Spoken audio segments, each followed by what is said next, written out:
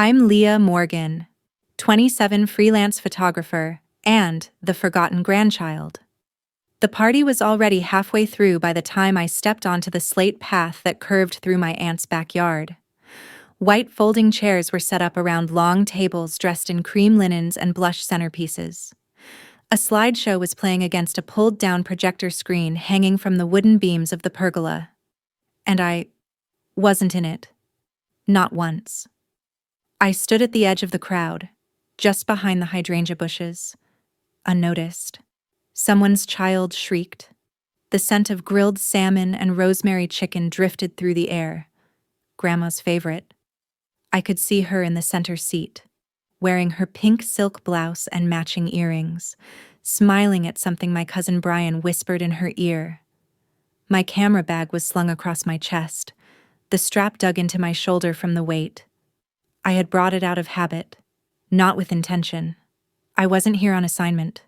I had RSVP'd late, typical of me, they'd say. Aunt Carol was up front, tapping the clicker like she was leading a boardroom pitch. The screen flipped again. More childhood photos. My sister Emily in ballet tights, Brian's high school graduation, Uncle Dave and Aunt Mel kissing on a beach in Aruba. Then a Polaroid of all the grandkids in matching pajamas. Except I wasn't in that one either. That photo was from the Christmas I had bronchitis. I had still sent a card. I had still called in the morning. I remembered because I cried when they all opened presents without me. "Excuse me," I said, brushing past a woman I didn't recognize. "Is there a list or something?" For seating, a teenage staffer in a white polo and apron looked up from behind the lemonade dispenser. "Sorry, are you with catering?" I blinked. "No, I'm family." "Oh." He tilted his head, confused. "Sorry, I thought there's just no place card with your name on the list. I think I could check again, but most of the tables are full." The next slide played. I saw my sister in her college dorm, a selfie with Grandma on FaceTime, a picnic. I wasn't in any of them. I had sent dozens of photos, every birthday, every hike we did together, every spring morning when I brought her coffee after her doctor appointments. I had backed them up on USBs. I had framed one of them for her desk. None of those were here. It felt like someone had quietly erased me from her memory. And the worst part, she didn't seem to notice. If you've ever been left out of something that should have meant everything left invisible in your own family, drop a comment or tell me where you're tuning in from. Hit like or subscribe if you've ever felt like a ghost in your own story. Just as I turned to leave, someone's voice rang out. "Wait." The slideshow had paused. The clicker in Aunt Carol's hand hung frozen. Every head turned toward the steps. Grandma was rising from her seat. Slowly, I asked for those pictures to be included. She said, her voice shaking. "Where are Leah's photos?" People shifted in their seats. A few looked toward me. The attention hit me like a cold gust of wind. "I sent them in." Grandma continued. "The ones she took of me in the garden. The Polaroid of our road trip to Crescent Lake. The black and white portraits. Where are they?" Aunt Carol stammered something, but I didn't hear it. I stepped forward into the silence. The sound of clinking forks and hushed whispers died instantly. Every eye was on me now, and for the first time that afternoon, I wasn't invisible. I was the granddaughter Grandma remembered, the one who held the camera, and the whole room had to see it. The moment stretched long, like someone had pulled the fabric of time tight enough to snap. My hand hovered at my side, fingers twitching against the strap of my camera bag. I could hear my own breathing, shallow and quick. Grandma's gaze met mine across the garden, and in her eyes, I saw something I hadn't seen from anyone else that day: recognition. I moved forward before my feet realized what they were doing. The guests parted quietly, shifting in their seats or clearing their throats to look busy. I caught the subtle glances, curious, confused, some even a little annoyed. "Leah," Grandma said, reaching out a hand. Her palm was soft, warm, lined with the faint blue veins of age and a lifetime of tending roses and washing dishes. "I didn't know you were here. Why didn't you come earlier?" I opened my mouth, then closed it again. "I wasn't sure I was supposed to," I said finally. Her face creased, not in confusion, but in sadness. "Of course you were. You're always supposed to be here." I sat beside her, my knees brushing the hem of the pink tablecloth. Aunt Carol was still frozen near the projector, clicker limp in her hand. She cleared her throat, forced a smile. "Well, we can always add some photos later." "No," Grandma interrupted. "You'll add them now?" She turned to me. "Do you have any of them with you?" I nodded slowly. Heart pounding. I didn't carry them for this reason. I carried them because I couldn't let them go. "I have the USB." I reached into my bag, unzipped the inner pocket, and pulled out a small, rose gold stick drive. "It's all here. The ones you liked best. From the past 3 years. Aunt Carol hesitated. "It's not compatible with the Use My Laptop," said Brian. His voice startled everyone. "I brought it to help run the slideshow. It has a USB port." He stood and crossed to the table. The movement broke the spell. Guests resumed murmuring. Some pulled out their phones. Some watched me. Most looked like they weren't sure whether they were supposed to clap or sit still. As Brian plugged in the USB and began transferring the files, I felt Grandma's hand squeeze mine. "You have an eye," she said. "You always did. You saw things in people they didn't see in themselves." I swallowed the lump in my throat. "I thought they'd forgotten about me," I whispered. She shook her head. "They didn't forget. They just never looked close enough to see you in the first place." The new slideshow began. The screen flickered once, then filled with color. There I was, holding her arm while she laughed, sunlight cutting through the trees behind us. The garden shot, with her holding a daffodil under her chin, framed by morning mist. A candid one, her pouring tea at the table. Caught mid-laugh at something I'd said. They weren't posed. They weren't edited. They were alive.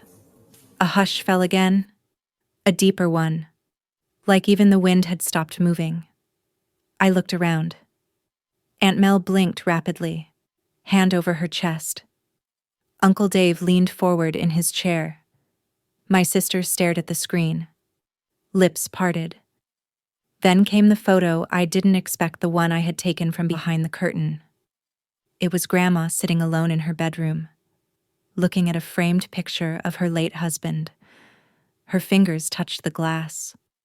Her mouth was pressed shut in grief. The light was soft, like dusk. I had never meant to show that one publicly, but she must have marked it as a favorite. I didn't breathe as it faded into the next. After the show, people started coming up to me. Aunt Mel touched my arm lightly. "You really captured her, not just how she looks, but her spirit." My cousin Jess said, "I didn't know Grandma still went walking by the lake." "You got that too." Even Uncle Dave gave a grunt of acknowledgement. "You should have spoken up sooner. We didn't know you had all this." I wanted to say I had spoken up, just not in the way they liked. I had emailed the photos, sent them to the family group chat, but no one clicked the links. No one asked. They were too busy sharing phone selfies and vacation snaps with perfect lighting. My kind of photos were too quiet to shout. Still, I nodded. "Thanks." Brian came up last. "Sorry," he said, looking sheepish. "I should have made sure your stuff got in. I just used the ones Aunt Carol sent." I offered a small smile. "It's okay." He hesitated, then added, "They're really good. You should put them in a book or something. I'd buy it." That meant more than he probably knew. I looked around at the crowd again. They were quieter now, Less self-assured? I didn't feel triumphant, just seen. Grandma pulled me close, cheek to cheek. "You're the one who sees me as I am," she murmured. "Not who they want me to be." I blinked fast, trying to steady my breath. She held me tighter. "And I see you too, Leah. Always have." Later, when most guests had left and the string lights were glowing soft and amber across the yard, I helped her back inside. Her walk had grown slower this year. She no longer climbed stairs without help, but she still insisted on putting away her own earrings, placing them in the same velvet box she'd had since the 60s. As she lowered herself into her armchair, she looked up at me and said, "There's something I want to show you." She motioned to the bookshelf in the corner of the room. "Top drawer," she said, "behind the photo albums." I opened it. Inside was a smaller box, wrapped in old ribbon. When I brought it over and set it in her lap, she undid the bow with practiced ease. Inside were photographs, prints, mine, on thick matte paper, each one delicately wrapped in tissue. The lake, the tea table, the bedroom light, the sunrise shot from her hospital stay, one of me, from behind, holding her hand in the ER. I hadn't seen that one before. Someone else must have taken it. She touched that photo gently. "I printed every one you sent," she said, "but I didn't put them out. They were for me." I couldn't speak. I knew they'd never look at them the way I did. She said, "So I kept them here, where they'd last." My voice was quiet. "You saved them."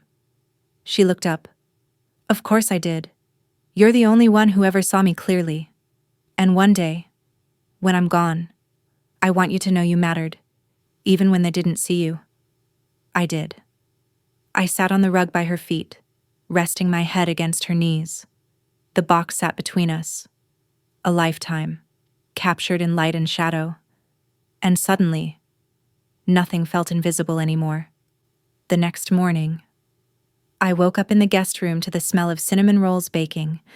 Grandma always made them from scratch for special occasions, even if it was just because the sun had come out after a rainy week. I lingered a few moments under the quilt, staring at the ceiling. The wallpaper was the same faded floral pattern it had been since I was 6. The dresser still had the tiny porcelain cat figurines lined up along the edge. Downstairs, the house felt warmer than usual. The aftermath of the party still lingered, a few streamers drooping from the doorway, faint footprints on the hardwood floor, and a sticky wine glass someone had abandoned near the armchair. I padded into the kitchen barefoot. Grandma stood at the stove, stirring a pot of caramel glaze with one hand, the other braced against the counter.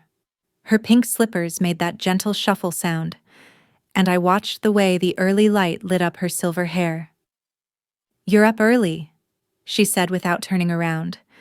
I could smell them from upstairs. I smiled. She chuckled. "That's the idea. Lure you down." I grabbed a plate and began setting the table. The muscle memory automatic. 2 mugs, 2 napkins, the small butter dish shaped like a daisy. It was the same routine we'd always followed when I stayed over as a kid. No one else ever rose early enough to join us. It used to feel like a secret. We sat in the morning hush. No phones, no background noise. Just the clink of forks and the slow drip of honey over bread. Halfway through her second roll, Grandma looked up at me and said, "You should come back here more." I blinked, caught off guard. "I thought you were planning to move into the assisted living place next month." She waved that away. "Even then, come see me. Stay over. Bring your camera, bring your stories." "I don't think the others would like that very much," I said, a little too quickly. She fixed her gaze on me. "When have you ever cared about what the others liked?" I paused. It was true, to an extent. I had taken the jobs they said were too unstable. chosen photography over nursing school. Even when the family said I was wasting my time. I lived in a studio apartment on the edge of downtown, surrounded by noise and light and strangers. Not suburbs and family dinners, but that didn't mean I hadn't cared about the silence that came after. The way Aunt Carol stopped inviting me to planning committees. The way Emily shared things with cousins but not me. The way I was only ever called on for help with a camera. I looked down at my plate. I used to think maybe if I became really good at what I do, I said softly, they'd start to see me. Like really see me. But they never did. Not until you spoke up yesterday.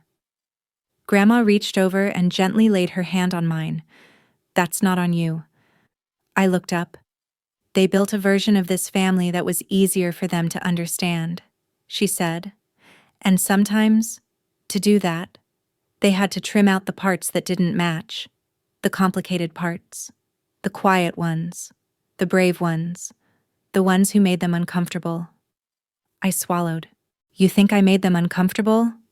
She smiled gently.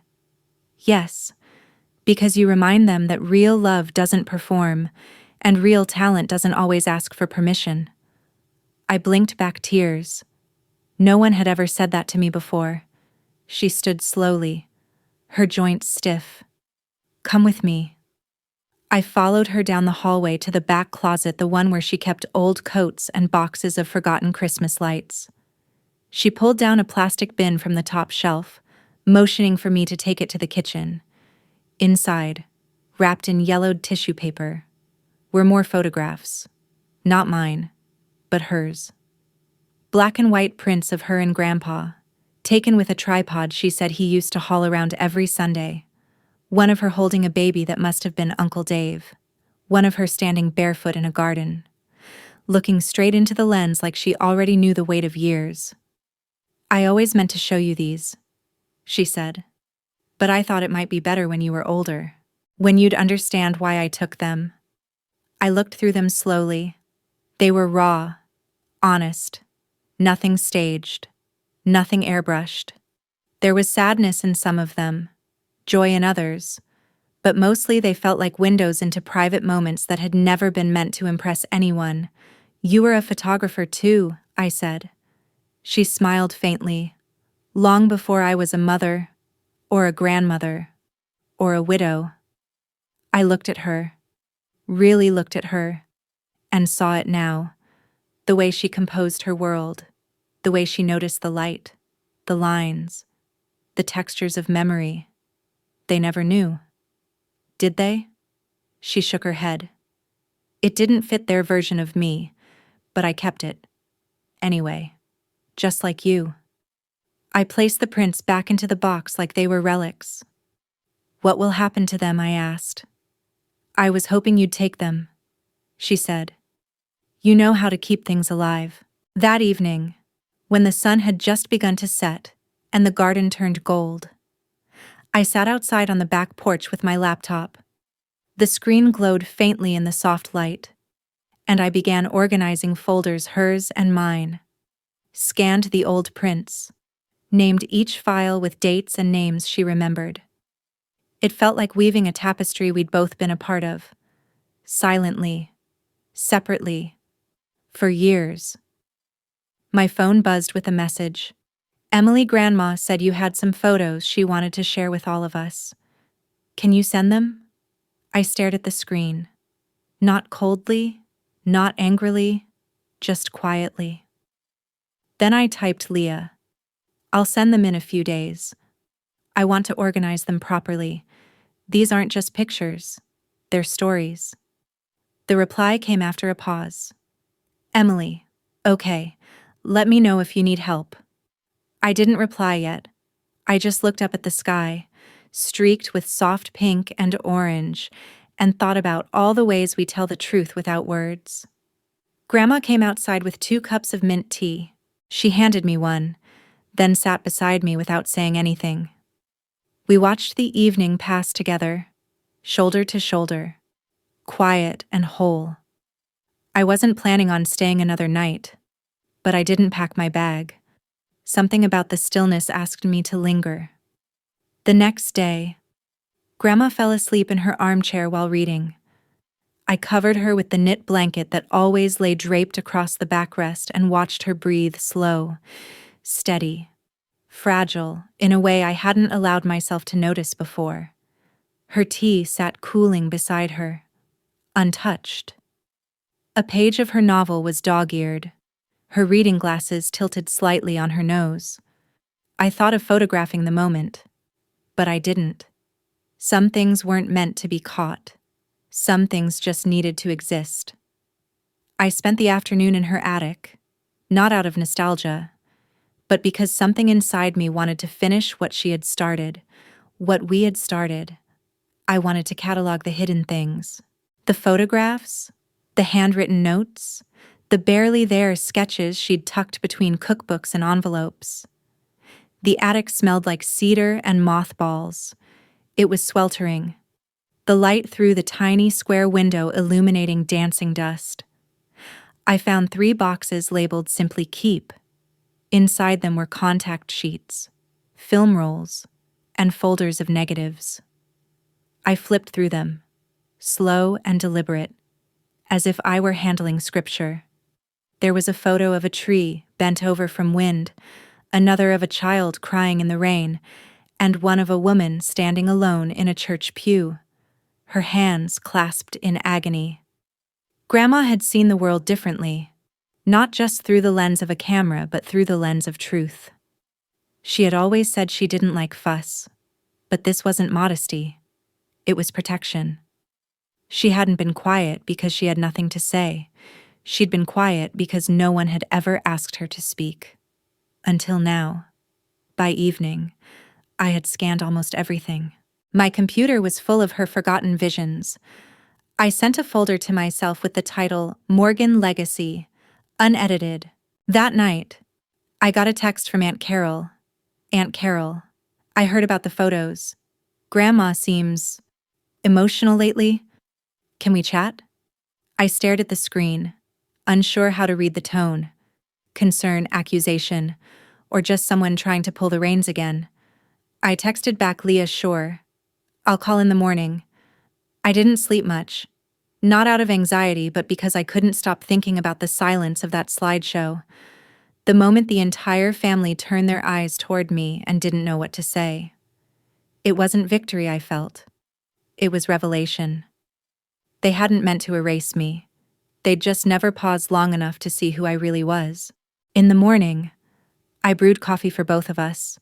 Grandma still hadn't stirred from her room, but I could hear the low buzz of her radio playing softly through the door. I stepped out onto the porch and called Aunt Carol. She picked up after 2 rings. Leah, she said. Her voice clipped. I was hoping we could talk about the photos from the party. Sure, I said, sipping. What about them? They were raw, she said. Some people found them a little too personal. I exhaled slowly. They were Grandma's favorites. I know, she replied. But I think you understand how a family slideshow is supposed to be light, happy. Those photos showed her in a vulnerable state. I let the silence stretch a little. She wanted to be seen that way. I said, as real, as full, not just as the smiling matriarch in party hats. Aunt Carol sighed. I just think it might have been jarring for some people, especially the one where she's crying in the garden. She wasn't crying, I corrected. She was praying. There was a pause. Look, she said. I appreciate your talent. I do. But maybe next time, you could run the selection through me first. It just makes things easier when we're unified in the messaging. There it was. That word. Messaging. I didn't respond. A few seconds passed. Then she added, also, your cousin Brian mentioned you've been going through her attic. I think we should be careful about overwhelming her with the past. I clenched my jaw. She asked me to look. She wanted me to have them. Aunt Carol hesitated. Really? Yes. I said, quieter this time. She saved them for me. The prints, The negatives. All of it. There was silence on the other end. Okay. She finally said, I didn't know that. I didn't want you to get your hopes up about any of this. The family isn't always ready to change their mind. I nodded, even though she couldn't see me. Neither was Grandma, I said gently, until someone listened. We ended the call soon after, polite but unresolved. Later, while Grandma napped, I sat at the kitchen table with a pile of her original prints. I started making a zine, just a draft, a small photo booklet, the kind you bind by hand. I printed a few test pages with thick borders and captions made from her journal entries. She had never meant them for publication, but they told a story. Her story. One she'd never been allowed to speak out loud. By late afternoon, she woke and joined me in the living room. I handed her the draft with nervous hands. She turned each page slowly, nodding, sometimes touching the edge with a faraway look. Do you think anyone will care? I asked. She looked at me. They already do, she said. They just don't know how to say it. That evening, we got a visitor, Emily. She arrived quietly, standing at the doorway with her tote bag and awkward smile. Her hair was pulled into a loose braid, the way she used to wear it in college. I came to see Grandma, she said, and maybe talk to you too. I let her in. She hugged Grandma tight, helped her sit, and poured her tea without being asked. Then she turned to me. I didn't know you'd done all this, she said, looking at the zine. It's beautiful. Thanks, I said, cautious. I think I forgot you were a real artist, she added. I always thought you were just off doing freelance stuff. But this, she flipped another page. This is serious. It's always been serious, I said. She nodded. I see that now. We didn't hug. We didn't cry. But something shifted. A tiny click in the locked door between us. Before she left, Emily asked, Do you think you'll make more of these? Maybe let me help. I looked at Grandma. She was smiling. I nodded. Yeah, I think we could. As the door closed behind her, I sat back down and stared at the last page of the draft. It was the photo of Grandma standing barefoot in her garden, looking into the lens like she knew the world might forget, but she'd make sure it was remembered anyway. The next few days passed like a long exhale. Grandma seemed lighter somehow, not in body. Her steps still faltered. Her fingers still trembled slightly when she buttoned her blouse, but in spirit, as though something had finally loosened its grip around her chest. She spent her mornings at the kitchen table with a stack of old letters and photo albums while I worked at the counter behind her. I had set up a makeshift editing station, my laptop, a notepad, some coffee-stained index cards, and 2 USB drives. One marked her vision and one marked ours. Each day, I scanned a new batch. Each night, I arranged them into spreads for the second volume of the zine. Emily kept her word. She emailed captions. She even scanned some photos of her own candids she'd taken on her old phone but never shared. Shots of Grandma napping on the porch, knitting in winter light, watching birds through her bedroom window. I hadn't expected that. One evening, Emily texted me. It's like once I saw your version of her, I realized I'd been looking at her sideways my whole life, and for the first time in years, I felt close to her again. The family group chat started pinging with interest. Cousin Jess offered to print the zines through her job at a local design studio. Brian asked if we could add audio clips. Even Uncle Dave sent a message. Something short but unexpected. Didn't know Mom took photos. She never talked about it. This is something. I didn't need more than that. Small cracks in the wall. On Saturday morning, Grandma had a dizzy spell. She was halfway down the stairs when she stopped and gripped the railing. Her face had gone pale, and she looked at me with the kind of fragile urgency that made my breath catch in my throat. I was beside her in seconds, one arm around her waist, one hand under her elbow. "I'm fine," she said, breathless. "Just got up too fast." But her voice was thinner than usual, more distant. I helped her back to the couch and brought her a glass of water. She sipped it slowly, carefully, like each drop was being measured. "I think we should go to urgent care," I said. She shook her head. "Not yet. Just give me an hour. I want to rest." I didn't push, but I stayed close. She dozed off under her favorite blanket. Her chest rose and fell evenly, but her lips moved slightly, like she was whispering to someone in a dream. I sat beside her and watched the shadows on the wall shift as the sun began its descent. My camera was on the table, untouched. I didn't take a photo. That moment wasn't mine to capture. It was mine to hold. The next day, she was better. Not quite herself, but better. She ate a full breakfast and even asked if we could go through one more box, one I hadn't opened yet, marked only with a scribbled 1989. Inside were photos from the year after Grandpa died. She sat silently as I lifted each one. There was a strange stillness in her face, not sadness exactly, but memory, folded inward like worn fabric. "That was the hardest year of my life," she said softly. "I thought grief would be loud, but it was just empty, like the world stopped making sound." There were photos of the house, empty corners, doorways, closed curtains. There was one of her shadow on the living room floor, one of her holding his wedding ring in her palm, a few out-of-focus shots of the horizon, taken from the back porch. I felt a tightness in my chest. Not pity, not even sorrow. Recognition. I had taken photos like that too. After my last breakup. After the miscarriage I never told anyone about. After moving into my first apartment and sitting alone on the cold tile floor, photographing the window light as if it could explain something to me. Grief speaks in light and shadow. She had known that. Long before I did.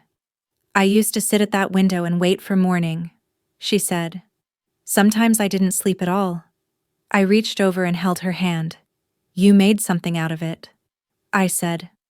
"So did you," she whispered. That evening, Aunt Carol called. But this time, her voice was different. She asked about Grandma's health, asked about the zines, then, after a pause, said, "I found a folder on Mom's computer. It had a bunch of photos. Your work. I think she downloaded all of them." I nodded, though she couldn't see me. "She printed some," I said, "kept them in a box." She never said a word. Aunt Carol murmured, "I didn't know she cared so much about all of this. She always did." I said, "She just didn't talk about it in the way you expected." Another pause. "I think I made her too small," she admitted. It was the first time I'd heard her speak like that. I didn't say anything. Some truths need silence. Before we hung up, she said, "Let me know when the next issue is ready. I want to help fund the printing." It wasn't redemption, but it was a step. That night, Grandma called me into her room. She was sitting at her vanity, brushing her hair slowly. The mirror was tilted toward the open window, where the moonlight made her look nearly translucent. "I want to give you something," she said. She opened the bottom drawer and pulled out an envelope. Inside were 4 small black notebooks, bound in string. "These are my journals," she said, "from the year after he passed." I froze. "Are you sure?" She nodded. "I don't want them to be lost. I want them to become part of the story."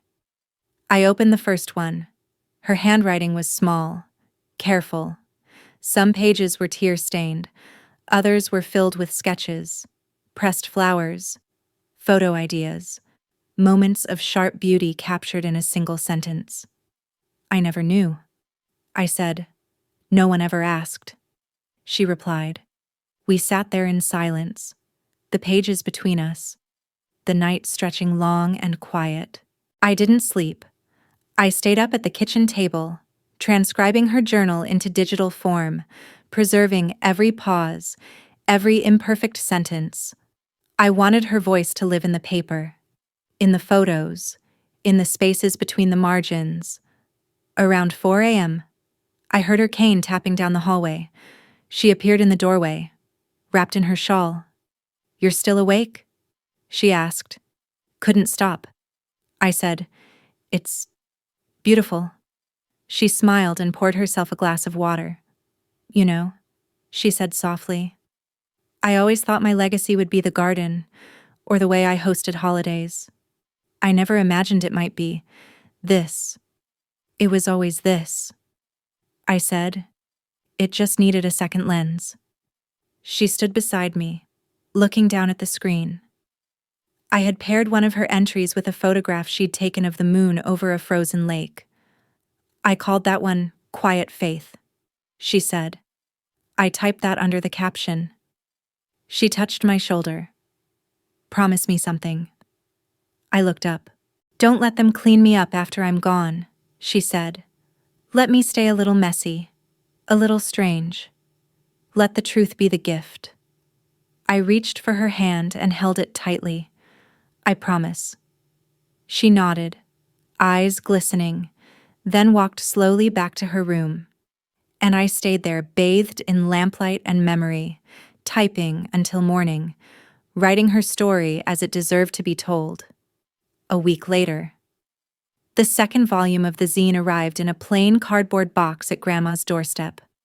I brought it inside carefully, peeled back the packing tape, and lifted the first copy out like it was something sacred.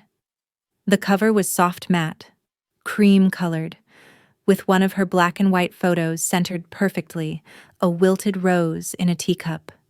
Beneath it, in a delicate serif font, were the words she had written in her journal after Grandpa died. "Beauty still lives in things that are no longer needed." Grandma was already waiting at the kitchen table with her reading glasses on. She took the copy in her hands like she was touching an old letter from someone long gone. We didn't speak for a while. She turned each page slowly, eyes scanning the layout, fingers tracing the corners. When she finished, she closed the cover and looked up at me. "It's not just mine anymore," she said. "It's ours." That afternoon, we sent out copies, one to each family member. I printed personalized letters and included a quote from her journal in each envelope. Not a lecture, not a correction. Just a window into the woman they'd only ever seen through the blur of tradition and assumption. Later that night, I watched her fall asleep on the couch, the zine still in her lap. The next morning, the house was quiet. I knocked on her door softly. No answer. I pushed it open gently and found her already dressed, sitting upright, her hands folded in her lap. "I think I need to go to the doctor," she said. "I feel not quite here." We went to the clinic. I drove. She held onto my wrist as we waited at stoplights. She didn't speak much, just looked out the window with that same gaze she used to give the hydrangeas, like she was memorizing something beautiful before it changed. The doctor ordered blood work and scheduled more tests. Her heartbeat was steady, but something about her eyes made me worry, like she was slowly moving somewhere I couldn't follow just yet. Back at home, I helped her into bed. She asked for her journals. I stacked them on the nightstand. Then she said, "I want to record something, just in case." I didn't hesitate. I pulled out my audio recorder, the one I used for interviews and oral histories, and set it up on the table beside her. She cleared her throat, took a sip of water, and then began. Her voice was slow, thoughtful. She spoke not like she was reading from something, but like she was remembering aloud. She talked about the day she first held a camera, about hiding film rolls from her father in her pillowcase, about meeting Grandpa, how he never smiled in photos but always smiled when she was behind the lens, about the births of her children, and the silence that grew between her and her sisters. She talked about being overlooked, about regret, about beauty. She ended with a line I'll never forget. Sometimes I think we spend our whole lives waiting for someone to ask us who we really were, and by the time they do, we've already packed the truth into boxes no one thinks to open. Then she turned to me and smiled. Thank you for opening them. The next day, the texts started arriving. Jess, I cried when I saw the one of her at the window. Did you take that? Or was it hers, Uncle Dave? I had no idea she had journals. Do you think she'd be okay if I read them? I'd like to understand her better. Emily, I read it twice. I wish I'd asked more questions before. One by one, the silence started to break. Cousins who hadn't spoken in years were texting each other. Someone suggested a family photo project. Aunt Carol called and asked if I could help her archive old documents from their side of the family. I didn't say yes to everything, but I listened. And I noticed the difference. No one said I was too sensitive anymore. No one called my work a hobby. They still didn't always understand it, but they knew it mattered now. Because she mattered. 2 days later, Grandma didn't come downstairs. I found her sitting up in bed. The journal open, but her eyes closed. She looked peaceful, but her breathing was shallow. We called the doctor again. More tests. More waiting.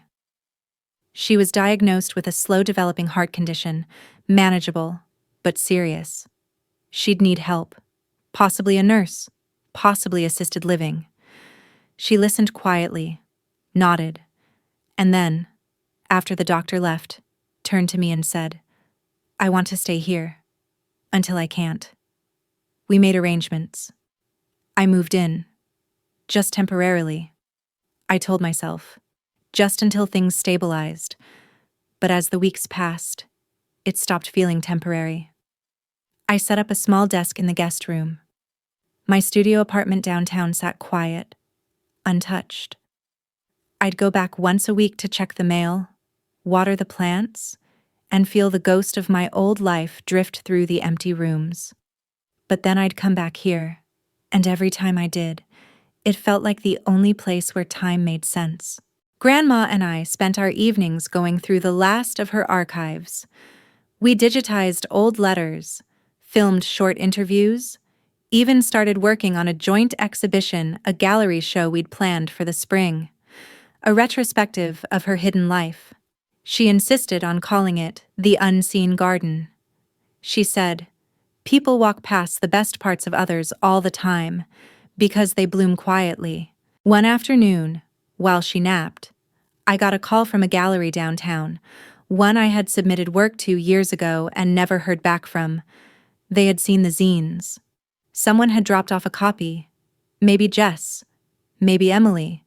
They wanted to feature my series and Grandma's photos as a joint installation. Intergenerational storytelling through photography. Real lives. Real women. Real memory. They asked if we could prepare prints by February. I walked into the living room, sat beside her, and whispered it to her as she slept. She smiled in her sleep.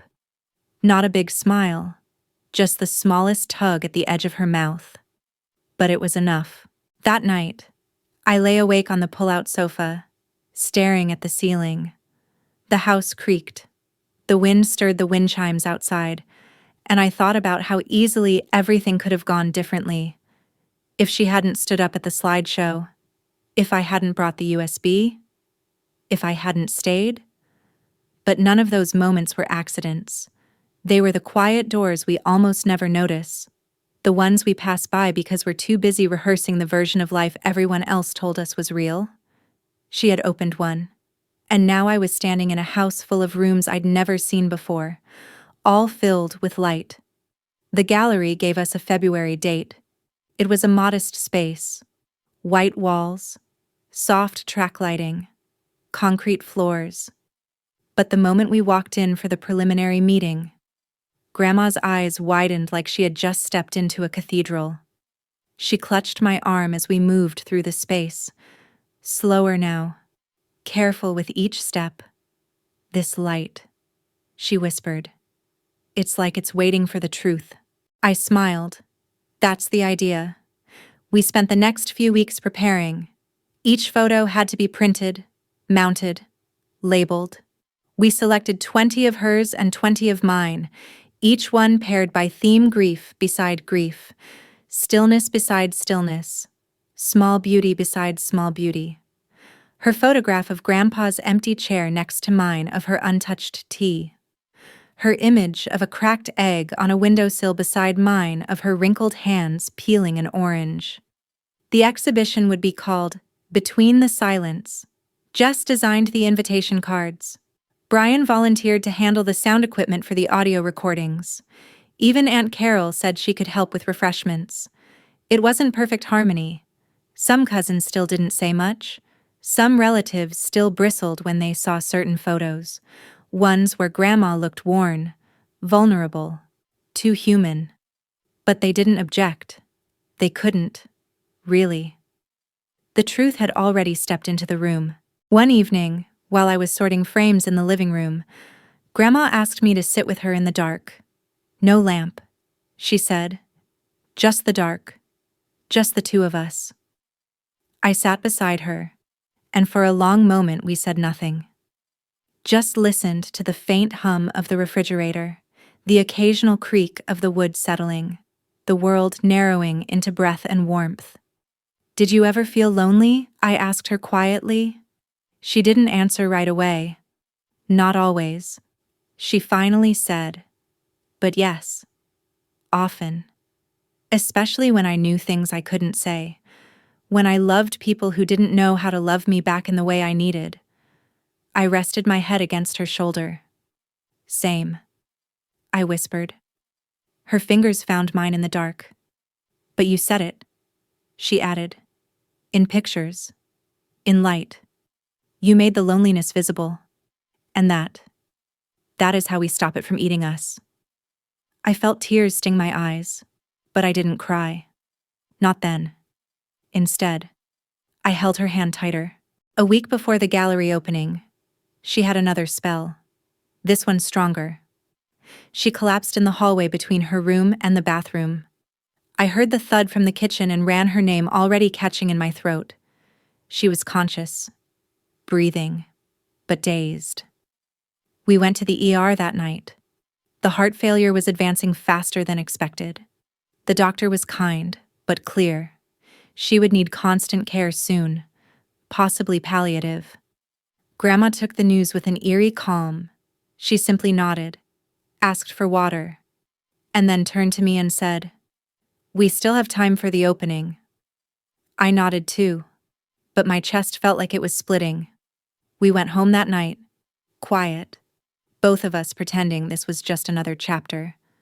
But I could feel the story tightening. The night before the exhibition, I stayed up printing labels. I wanted each caption to feel like a whisper, not a shout. Just one sentence under each photo. No long explanation, no biographies, just truth.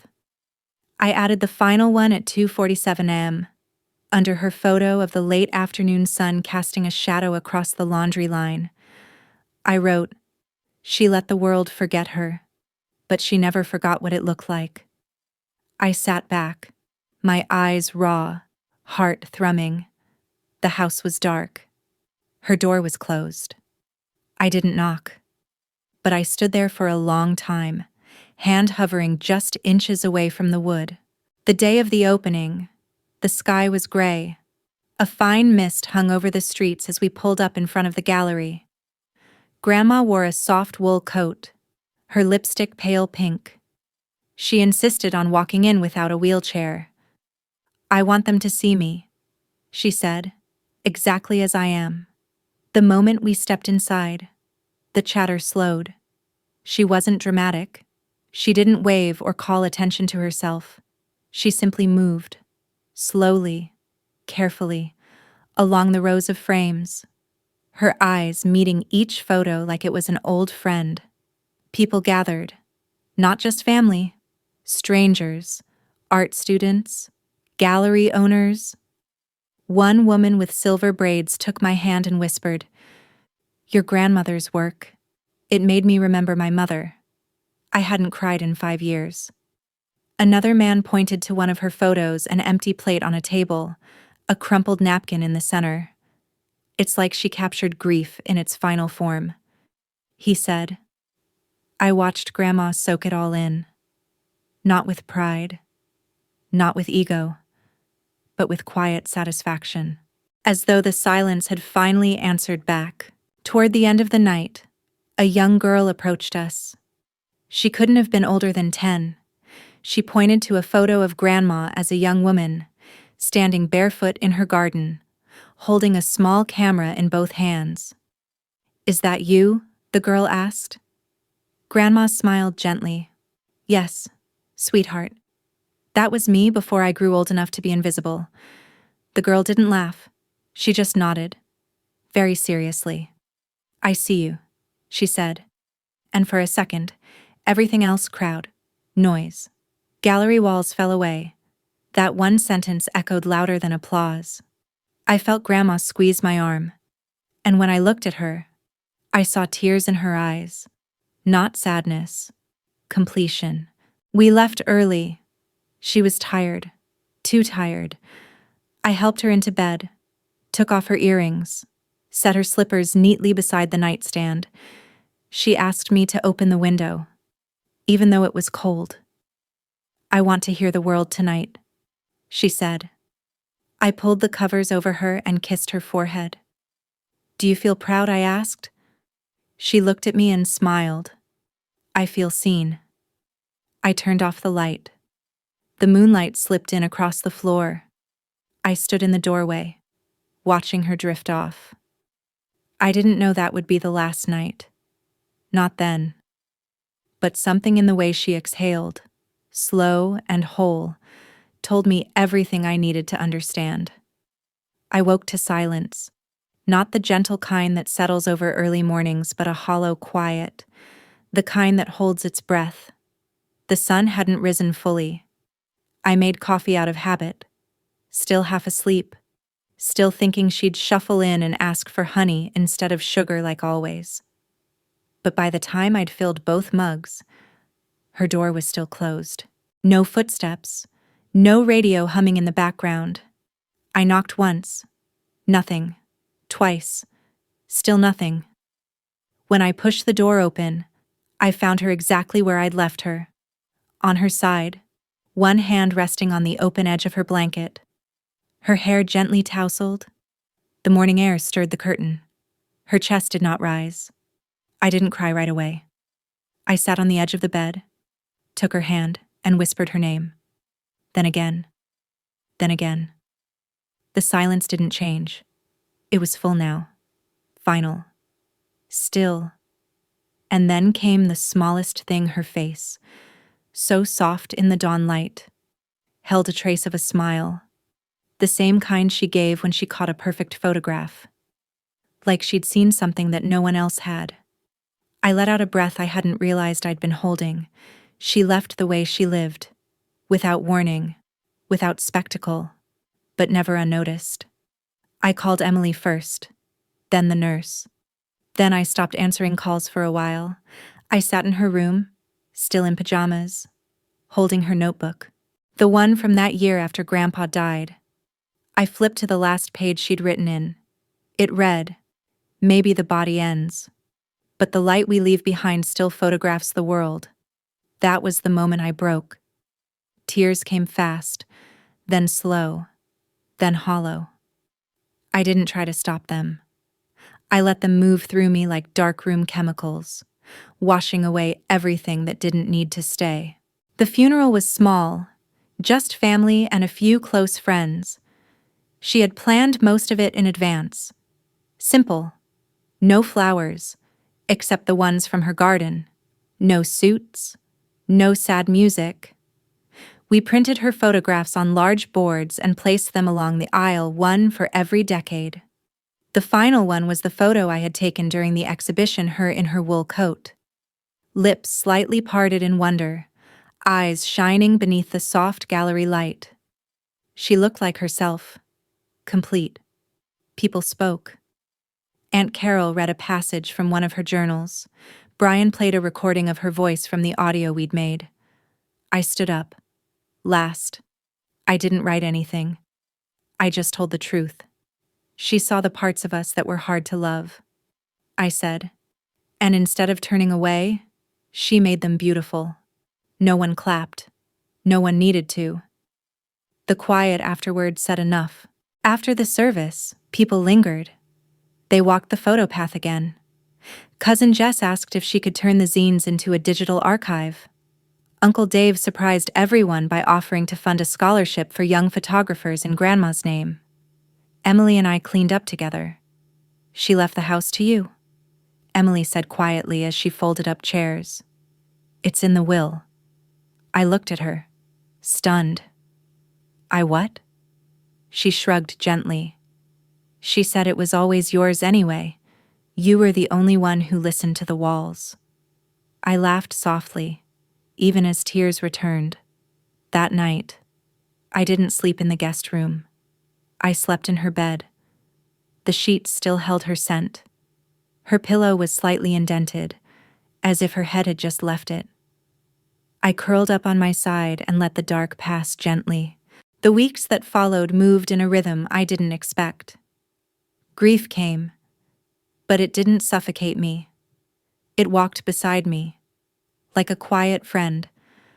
I went back to my studio apartment to collect the last of my things. The walls felt bare. No matter how much art I'd hung, that place had always been a stopover. This house was home, not because of square footage, not because of inheritance, but because here, every object held a story. I kept her tea tin, her garden gloves, her film camera. I built a shelf for the zines and journals, each spine facing outward like a quiet prayer.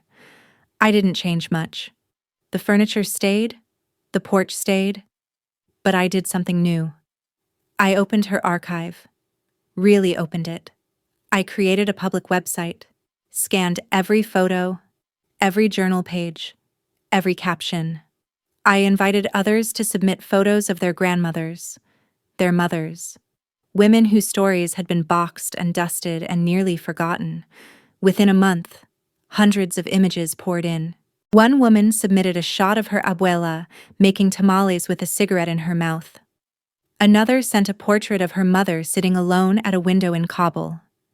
Each submission was a doorway, each photo a voice, and in every one of them, I saw traces of Grandma. People started calling the project the women we almost lost. I didn't correct them. That's exactly what it was. Emily came over more. She helped plant tulips in the front yard. We'd sit on the porch, drinking mint tea and reading old entries aloud. She wrote like a poet. Emily said one night, she lived like one too. I replied, there was a softness between us now, not just as sisters but as witnesses. We had both watched someone extraordinary vanish quietly, and now we had chosen not to let her vanish fully. We laughed more. We disagreed sometimes, but we never forgot the silence. We learned to speak into it. Spring came. I stood in the garden, camera slung around my neck, knees in the soil. The tulips were blooming. Birds were nesting in the fence ivy. I set up a timer shot and stepped into the frame, barefoot, holding her old watering can. The sun cut across my shoulder. I didn't smile. I didn't pose.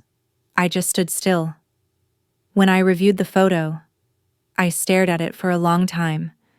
She would have loved it. She would have called it continuance. And that's exactly what it was. On the anniversary of her gallery opening, we held a new exhibit.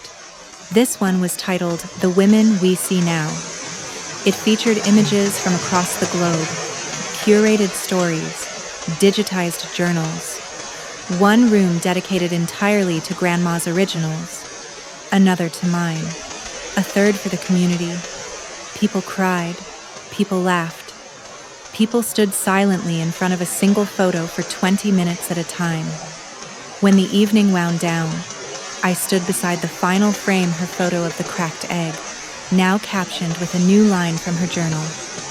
I am breaking open so something else can begin. I touched the glass, closed my eyes, and smiled. I still talk to her. When I'm walking in the garden, when I'm editing late at night, when the house is quiet and the light hits just right.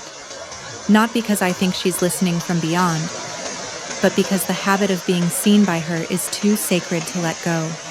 This house is full of her still, but not in a haunted way, in a held way, in a remembered way, in the way the world holds on to light long after the sun sets. I never felt invisible again, not because the world changed, but because she showed me how to see.